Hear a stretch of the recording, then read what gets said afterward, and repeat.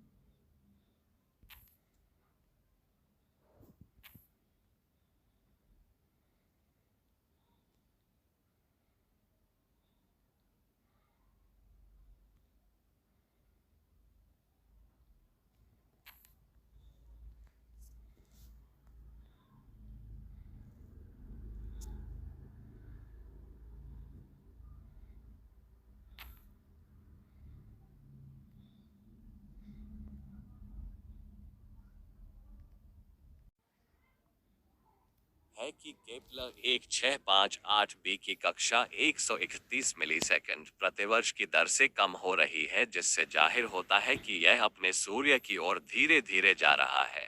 शोधकर्ताओं का कहना है कि इसके पीछे ग्रह के ज्वारीय बल हो सकता है।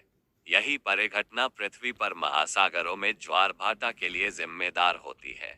ग्रह और उनके तारे के बीच के गुरुत्वाकर्षण एक दूसरे का आकार में बदलाव लाता है और इस बदलाव के कारण ऊर्जा का निकास होता है।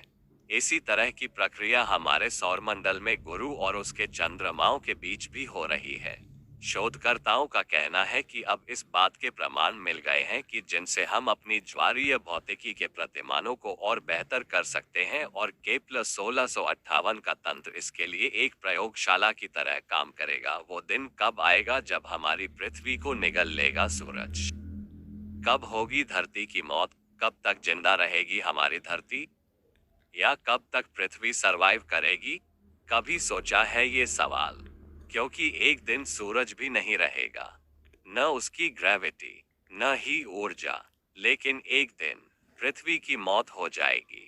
अभी हमारे सौर मंडल का तारा सूरज है। चुटकियों में पृथ्वी का अंत कर सकती है ये चीज। स्पेस में इसकी मौजूदगी से हैरान है। साइंटिस्ट इस खतरनाक चीज का अंदाजा आप इसी बात से लगा सकते हैं कि सूरज 10 अरब सालों में जितनी ऊर्जा निकालता है, उतनी ऊर्जा गामा रे बर्स्ट यानी जीआरबी से सिर्फ 1 सेकंड में निकल सकती है। स्पेस में ऐसी कई चीजें मौजूद हैं जो पृथ्वी के आसपास भी आ जाएं, तो धरती के विनाश का कारण बन सकती है। वैज्ञानिकों को ऐसा ही कुछ स्पेस में मिला है। दरअसल 60 के दशक में कुछ देश जब परमाणु हथियारों को बनाने के लिए जोर लगा रहे थे, तब अमेरिका ने एक सैटेलाइट लॉन्च किया था जो न्यूक्लियर टेस्टिंग के दौरान निकलने वाली गामा रेज को डिटेक्ट करके पता लगा सकता था कि ये टेस्टिंग कहाँ हुई है। इसी सैटेलाइट ने बाद में एक ऐसी चीज खोजी जो पृथ्वी को कुछ ही मिनटों में भाप बना सकती है। क्या है ये चीज? दरअसल हम जिस चीज की बात कर रहे हैं वो टूटते हुए तारों से और सुपरनोवा में विस्फोट से निकलती है। इसके साथ ही ये ब्लैक होल से भी निकलती है। इस चीज को बोलते हैं गामा रे बर्स्ट। ये एक रेडियो एक्टिव एनर्जी होती है जो यूनिवर्स में हर जगह मौजूद है। ये इतनी खतरनाक होती है कि पल भर में पृथ्वी को भाप बना सकती है। ऐसा हम यूं ही नहीं कह रहे हैं, बल्कि यूनिवर्सिटी ऑफ कंसास के वैज्ञानिकों ने इसे लेकर दावा किया है कि अगर इस गामा रेज के विस्फोट की घटना पृथ्वी से 200 प्रकाश वर्ष दूर भी होती है और इस दौरान किसी तारे का गर्म हिस्सा हमारी धरती से टकराता है, तो पूरी पृथ्वी भाप की तरह गायब हो जाएगी। सूरज भी इसके आगे कुछ नहीं। इस खतरनाक रेस का अंदाजा आप इसी बात से लगा सकते हैं कि सूरज 10 अरब सालों में जितनी ऊर्जा निकालता है, उतनी ऊर्जा गामा रे बर्स्ट यानी जीआरबी से सिर्फ 1 सेकंड में निकल सकती है। फिलहाल जिस गामा रे बर्स्ट को नासा के सैटेलाइट ने ट्रैक किया हो, वो पृथ्वी से 12 अरब प्रकाश वर्ष दूर हुई है। लेकिन अगर ये पृथ्वी के आसपास हुई तो ये पूरी इंसानियत के लिए खतरा है। जानिए आखिर किसकी बेटी हैं पृथ्वी? पढ़ें पूरी कथा। आज पूरा विश्व पृथ्वी दिवस मना रहा है।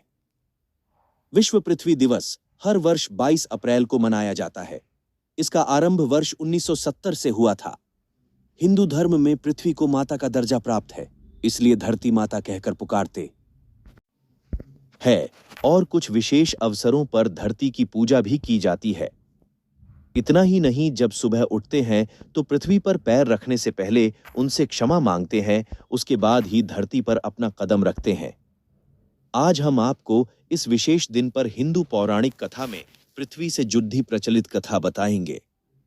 जन्म कुंडली ज्योतिषीय क्षेत्रों में बहुत महत्वपूर्ण भूमिका निभाती है। धर्म ग्रंथों में मिलने वाली पौराणिक कथा के अनुसार जब भगवान वराह ने पृथ्वी को समुद्र से निकाला था, उस समय वह काफी उबड्डी एच खाबद्दी आठ थी। पृथ्वी की यह स्थिति काफी समय तक रही, जिसके कारण उस पर कृषि का कार्य नहीं किया जाता था। त्रेता युग के आरंभ में जन्मे पृथु के पिता वेन के शासन के दौरान शासन व्यवस्था बिल्कुल अव्यवस्थित थी और उनके व्यवहार से ऋषि मुनि भी दुखी थे।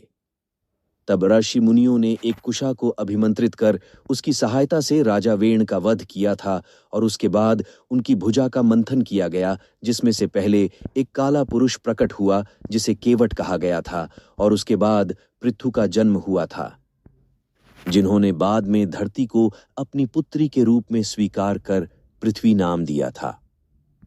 तभी से पृथ्वी को पृथु की बेटी के रूप में जाना जाता है। पौराणिक कथाओं में यह उल्लेखनीय है कि पृथु स्वयं भगवान विष्णु के अवतार थे और ऋषि मुनियों ने उन्हें धरती का पहला राजा स्वीकार किया था। राजा वेण के कुशासन के कारण धरती पर अनाज का उत्पादन नहीं होता था और न ही कोई वनस्पति उगती थी। उसके बाद जब पृथु राजा बने तो उन्होंने धर्मपूर्वक बिना किसी भेदभाव प्रजा की सेवा का वचन लिया और अपने परिश्रम से धरती को समतल कर नदी और तालाब के लिए स्थान सुनिश्चित किए। उन्होंने अपनी शासन व्यवस्था को कर्म प्रधान बना लोगों को खेती के लिए प्रेरित किया था।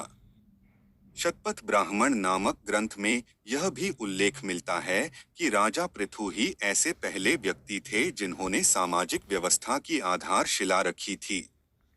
आज ही करें बात देश के जाने माने ज्योतिषियों से और पाएं अपनी हर परेशानी का हल। आज के समय में सभी को सजग होने की जरूरत है, क्योंकि पृथ्वी की जो स्थिति हो गई है उसको देखते हुए ऐसा लगता है कि आने वाले समय में खाने के लिए अनाज और पीने के लिए पानी को लेकर गहरा संकट आएगा और उस समय उसका हल मिलना शायद ही संभव हो।